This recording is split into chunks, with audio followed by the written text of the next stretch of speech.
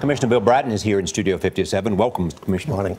Tell me, when you see that video, how does the NYPD respond? Actually, that video, to us, nothing new. Been there, done that.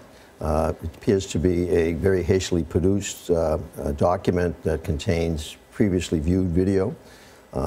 Some of it from a video in August directed at terrorism threat against Germany. Some of it in October, a threat directed against Israel. So it really didn't change our stance at all. We're constantly up and prepared. Are there things that American cities should learn from what happened in Paris so they can be better prepared for an attack? Oh, certainly. We learned so much from Mumbai many years ago, the multiple attack scenario. As chief of LAPD at that time, we totally changed how we would respond to that type of incident. Similarly here, we have detectives already in Paris. We have detectives there all the time. And we are constantly taking a look at what happened there, what can we learn. And there's a lot to learn from Paris. And as part of that learning process, this week you announced that the NYPD has ramped up security, forming a new counterterrorism response unit with hundreds more officers. What will they be able to do? Quite a lot, actually. Over the last year, we've been planning, and just ironically, the first wave of that came into effect. 527 new officers in a counterterrorism unit to protect facilities, to defend, but if an attack would occur, to go on the offense. Additionally, we have a new 800-person tactical response team, similarly equipped, and then we always have our 600-person SWAT emergency service unit. So I've got 2,000 officers that will be trained and equipped to deal with this type of issue. It's not just preventing an attack, it's being able to respond to multiple attacks quickly. It's all about offense, defense. Offense, we're on the offense all the time with our counterterrorism intelligence capabilities.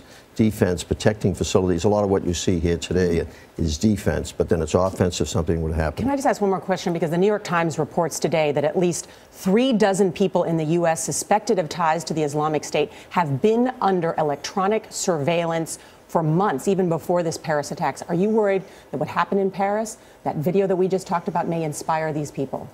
Oh, certainly. The whole effort here is intended to have an effect of inspiration and the propaganda. The fear is the oxygen of terrorism, and what they're trying to do is pump much more oxygen into the system.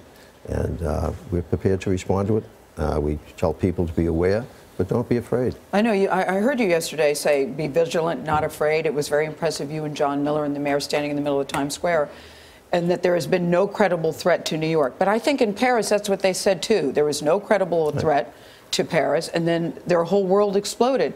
So how do we reassure people? I have parents that are calling with young children, saying their children are asking about it. Thanksgiving parade is coming.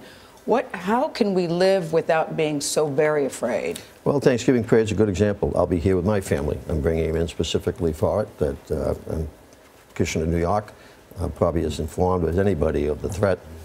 I'm going to be here. I'm going to enjoy it. But you hear somebody with a Coke can could maybe take something, could cause we're damage. also taking a very close look at that, the idea of was that in fact what brought the plane down? Was it a suicide bomber, or was it activated in some other way that we don't know yet?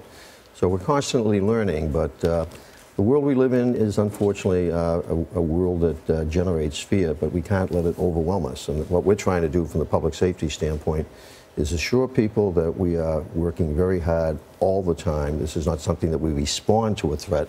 We're constantly on the offense and improving our defenses. Thank you very much. Thank you. Thank you. Thank you, Commissioner.